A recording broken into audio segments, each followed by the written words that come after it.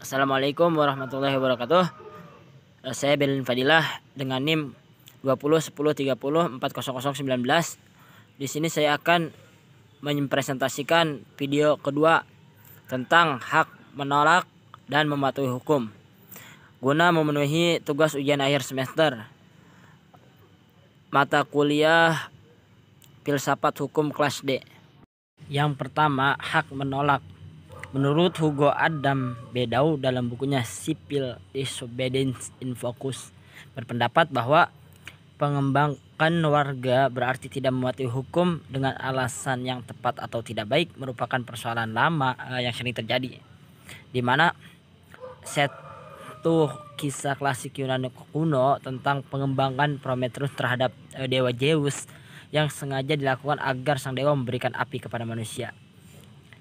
Terlepas dari faktor sejarah atau historis yang dengan jelas memperlihatkan bahwa pembangkangan terhadap hukum yang berlaku, sikap tidak mematuhi hukum itu sendiri merupakan isu politik kontroversial. Penolakan terhadap hukum bagi masyarakat politik merupakan sebuah tindakan atau taruhan yang sangat berbahaya karena mengancam otoritas negara secara langsung yang dapat berujung pada tidak stabil atau instabilitas negara yang berkepanjangan. Adapun mematuhi hukum, yaitu kewajiban mematuhi hukum itu muncul sebagai konsekuensi natural atau alami dari kewajiban terhadap keadilan. Ketika kita berpikir bahwa moral seseorang tidak sadar menuntut bahwa orang lain tidak boleh dirugikan atau terancam keamanannya, maka selain itu pula hak moral seseorang juga menuntut kita dalam melakukan sesuatu yang menguntungkan atau bermanfaat baginya, sehingga kita secara moral wajib mendorong hak-hak orang lain melalui lembaga yang adil demi mengamankan dan mendorong pelaksanaan. Oleh karena itu, kita berkomitmen moral natural kita pada hak orang lain, khususnya sesama warga negara, merupakan legitimasi pembatasan kebebasan hak melalui hukum yang berlaku.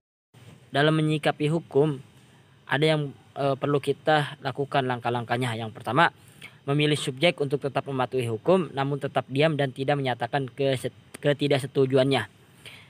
Takut akan hukuman atau rasa tidak nyaman atas kritik dari pihak lain seringkali menjadi alasan untuk bersikap diam terhadap hukum yang tidak adil. Yang kedua, subjek memilih untuk tetap mematuhi hukum namun telah menyuarakan ketidaksetujuannya. Atau yang ketiga, subjek menolak hukum untuk tetap menyembunyikan ketidaksukaannya sehingga tidak diketahui oleh publik. Nah, itu sebuah langkah-langkah untuk menyikapi hukum seperti itu. Jadi kesimpulannya adalah bahwa manusia kalau pada akhirnya mematuhi hukum itu karena ia memahami bahwa hukum itu baik, hukum itu benar atau adil. Oleh karena itu manusia memiliki hati nurani gitu. Sedangkan John Rawls memandang civil disobedience sebagai kewajiban natural untuk menegakkan keadilan. Jadi perkembangan terhadap hukum baru dibenarkan apabila terjadi ketidakadilan serius. Maka dari itu merupakan salah satu kewajiban moral politik yang harus tetap ditegakkan.